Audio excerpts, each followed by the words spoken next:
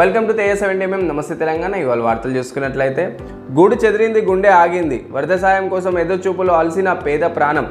మూనేరు ముంచేస్తే సర్కారు చేతులెత్తేసింది. గుండెపోటుతో కోటయ్య మృతి. ఖమ్మం గణేష్ నగర్లో విషాదం. దహన సంస్కారాలకు బీఆర్ఎస్ నేతల సాయం. మంత్రులతో మాట, సీఎంతో మరో మాట. రుణమాఫీ, గాంధీ ఘటనపై విరుద్ధ ప్రకటనలు. పొంతులేని వ్యాఖ్యలతో కాంగ్రెస్ గందరగోళం.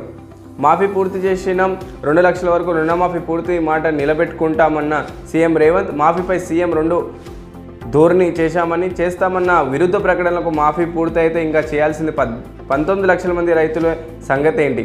కౌశిక్ ఇంటిపై దాడి చేసింది మనోళ్లే. గాంధీ భవన్ సాక్షిగా రేవంత్ ఒప్పుకోలు. ఎట్టికేలక కాంగ్రెస్ కుట్ర బయటపడ్డది.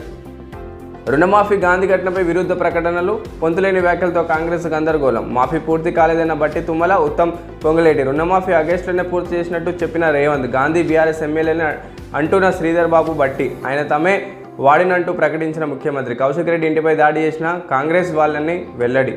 రేవంత్, మాఫీ చేసేదాకా నీ గుండెల్లో నిద్రపోతా. 100% రుణమాఫీ అయ్యేదాకా నిన్ను వదిలిపెట్టా. నీ ఊరు కొండరెడ్డిపల్లికి వెళ్దాం. డేట్, టైం నువ్వే చెప్పు. ఎంతమందికి రుణమాఫీ అయిందో అక్కడే తెలుసుకుందాం. నా ఎత్తు గురించి మానేసి రైతుల గురించి ఆలోచించు. ముఖ్యమంత్రి, నీ బుద్ధి, నీ చరిత్ర, నీ భాష అన్నీ కురిసే. 100 రోజుల్లో చేస్తామన్న 6 గ్యారెంటీలు ఏమైనాయి? 4th సిటీ ఎక్కడిది? దానికి భూమి ఎక్కడుంది? ఆర్కేపూడి గాంధీ ఎప్పుడు ఏ పార్టీకి కాకుండా పోయాడు? నువ్వు చితక్కొట్టండి అంటే శాంతి భద్రతలు దెబ్బ తిన్నావా? నీ మాటలు వింటే అబద్ధమే ఆత్మహత్య చేసుకుంటుంది. సీఎం రేవంత్పై మాజీ మంత్రి హరీష్ ఆగ్రహం. 16 రోజులుగా పవర్ కట్. సూర్యాపేట జిల్లా మామిళ్ళగుండెలంలో సాగుకు నిలిచిన కరెంట్ సరఫరా. నీళ్లు లేక ఎండిపోతున్న పొలాల్లో విద్యుత్ సబ్స్టేషన్ వద్ద రైతుల ధర్నా. నేల విడిచిన హైడ్రా. చెరువులకు రక్షణ లక్ష్యం మార్చి కూల్చివేతలపై దృష్టి. కేజ్రీవాల్ ముందస్తు వ్యూహం. 2 రోజుల్లో రాజీనామా. ఢిల్లీ ముఖ్యమంత్రి సంచలన ప్రకటన. మహారాష్ట్రలో పోటీ. ఢిల్లీ అసెంబ్లీకి ఎన్నికల నిర్వహించాలని డిమాండ్. 2-3 రోజుల్లో పార్టీ సమావేశం. కొత్త సీఎం ఎంపికపై నిర్ణయం. ప్రధాని పదవికి విపక్షం ఆఫర్. నేను తిరస్కరించా. ప్రధాని కావడం నా జీవిత ఆశయం కాదు. కేంద్ర మంత్రి గడ్కరీ సంచలన వ్యాఖ్యలు. మోదీకి సందేశం పంపేందుకే వ్యాఖ్యలు. విపక్షాన్ని అడ్డుపెట్టుకొని గడ్కరీ నాటకం. శివసేన నేత ప్రియాంక. మోదీ 3.0లోనే జమ్మలి. ప్రస్తుత ఎన్డీఏ ప్రభుత్వం హయాంలో అమలు. ఈ దిశగా ఆలోచిస్తున్న కేంద్ర ప్రభుత్వ వర్గాలు. త్వరలోనే జనగణన. దేశవ్యాప్తంగా జనాభా లెక్కల ప్రక్రియపై కసరత్తు. కులగణనపై తేల్చుకోలేకపోతున్న సర్కారు. సిటీ గస్తీ, పోలీసుల కుస్తీ.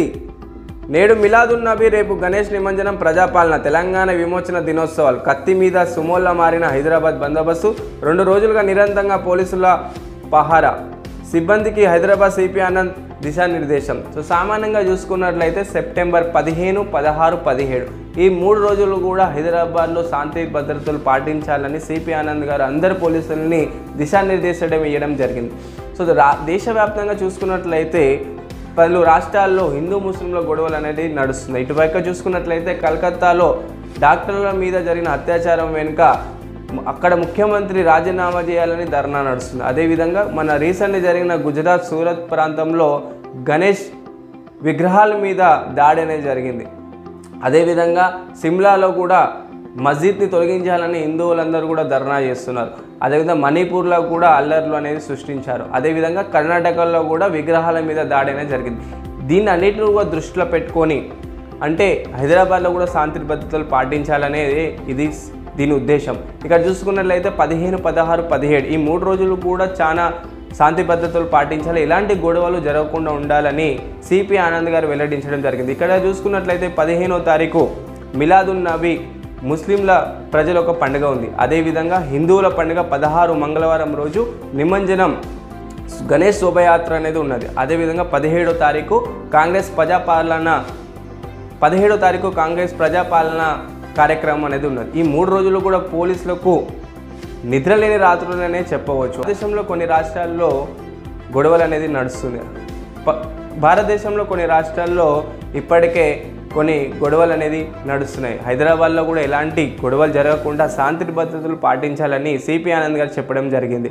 ఇక్కడ చూసుకున్నట్లయితే 15, 16, 17 ప్రజలందరూ కూడా అప్రమత్తంగా ఉండాలని దిశానిర్దేశం చేయడం జరిగింది.